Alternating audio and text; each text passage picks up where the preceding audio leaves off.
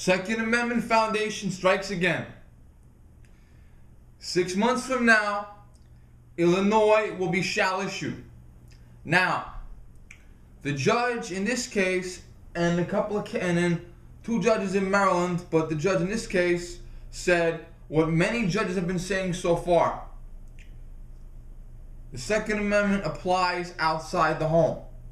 The problem is, and he even said it, he said if the Constitution applies to, I don't know his exact words, but the Constitution applies to you everywhere. But the Second Amendment only applies in your home. That divorces the Second Amendment from the rest of the Constitution. The Constitution applies everywhere. Therefore, the Second Amendment applies everywhere. And he said, according to the Heller decision, you have a right to defend yourself. Because in Heller, the Supreme Court said, you have a right to defend yourself. The point of buying a handgun was to use it for defense. And the Supreme Court said that DC's law that said the guns, the rifles and shotguns, have to be locked up and disabled so they can't be used for self-defense, that isn't eligible. The gun is a self-defense tool. So, with that,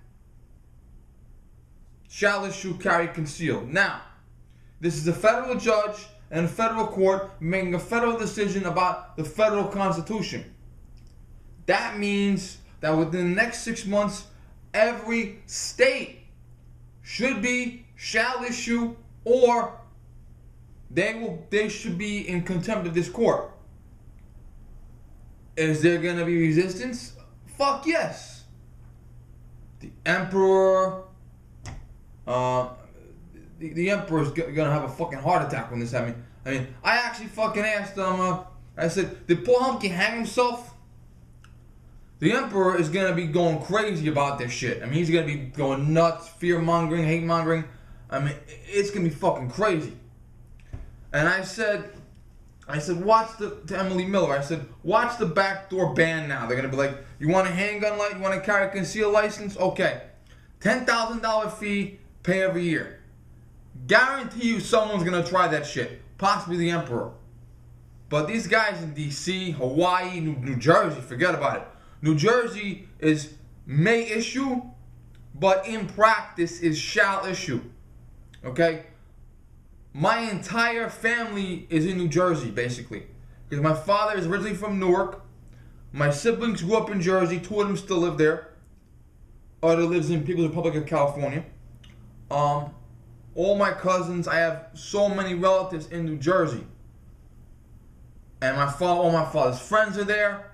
I knew, he died last year unfortunately, I knew one person in the entire state of New Jersey, out of thousands, that had a carry conceal license, that was not a retired police officer.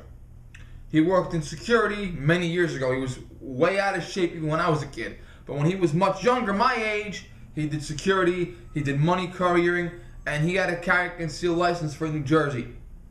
He might have been one of 10 guys that wasn't a cop to have a carry license out there. They're practicing no issue. Same for Hawaii. A lot of areas in Massachusetts.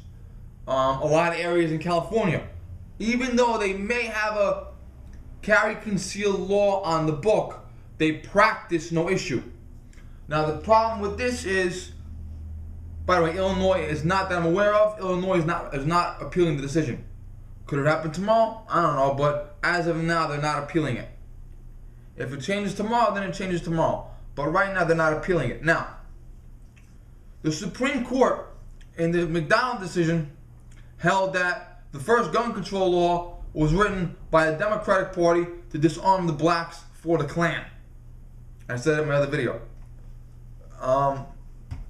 The Supreme Court holds that a handgun is a self-defense item. The Supreme Court holds you have a right to use a gun for self-defense. So, if this were to go to the Supreme Court might side with us. I don't think they want to take that chance now. I think the anti-gun lobby is like, okay, we lost. Whether they like it or not, I don't think they're going to be challenging a lot of shit now because now they know they're fucked. Because the Second Amendment Foundation has pretty much won every case. Even if it's on their 10th court level, they've won it. They've had a million times where they got knocked down in the first or second round, but they appealed again and again and again. So a lot of guys are like, wait a minute, these guys have a lot of momentum because they got the NRA backing them. They have every gun owner in the United States backing them, except the politicians that own guns. You know how it is. But yeah, I would ration to believe that this entire country is going to be shall issue now because it's a federal decision on a federal court. In 2008, the Supreme Court said in Heller, you have a right to buy a handgun and use it for defense. Chicago and a couple other states in Illinois should have changed their law to coincide with the Heller decision. They didn't. As a result, 2 years later, a black man took them to court to decide the same question, and they lost. So the anti-gun lobby, their record really isn't that good right now.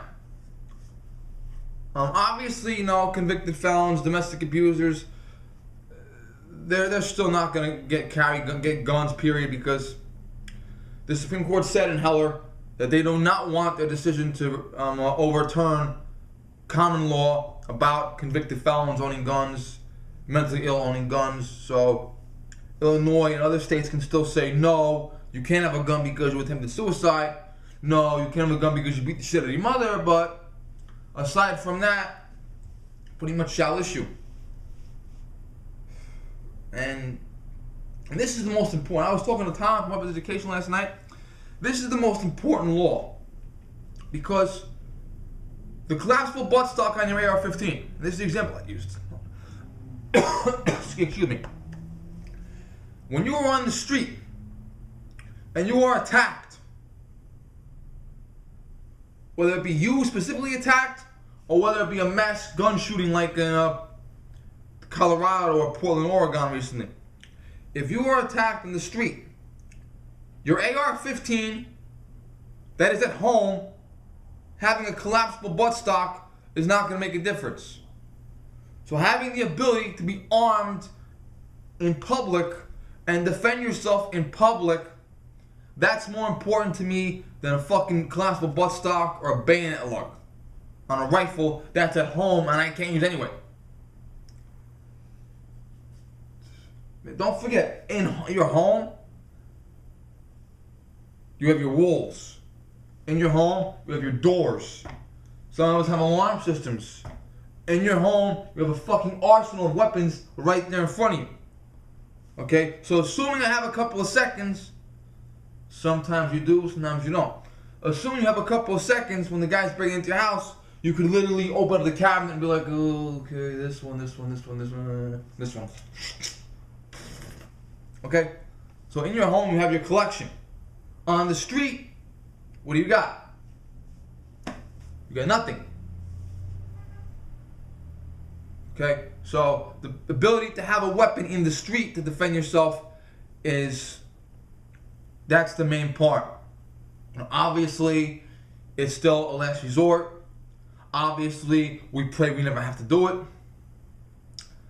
Obviously, if you do it, you're going to have to go through that giant investigation, all the paperwork, all the questions, all the lawyer fees. That's still going to exist. And, yeah. So,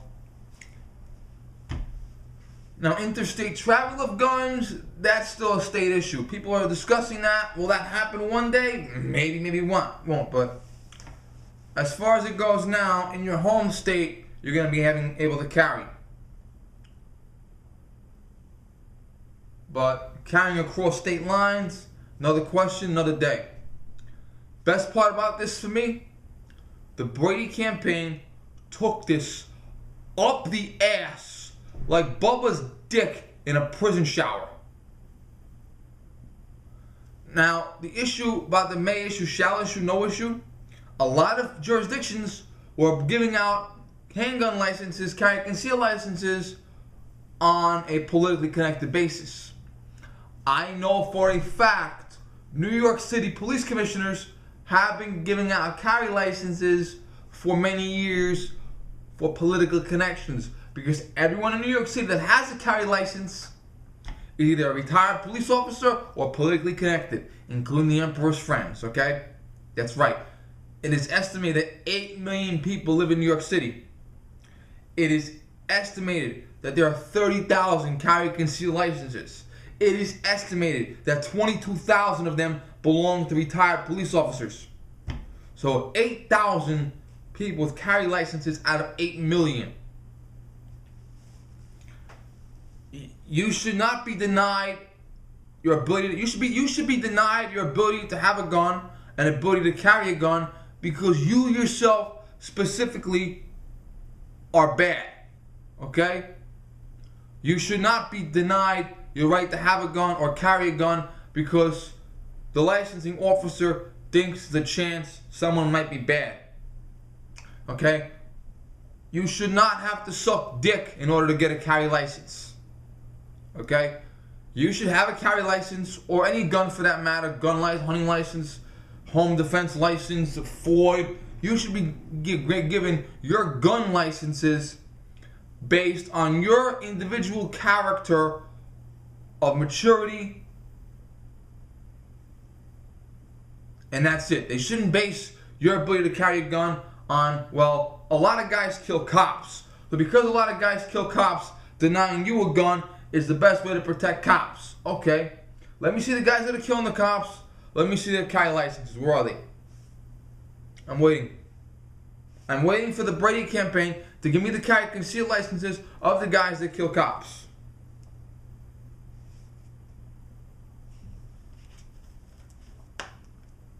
Ten 28.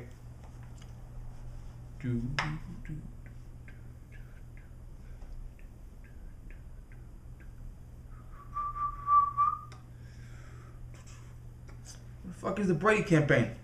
They're supposed to come here and give me the carry concealed licenses of the guys that kill cops. Oh well, I'll sit here waiting for a couple more hours. I'm gonna be back at work till 2:30. Thanks, guys.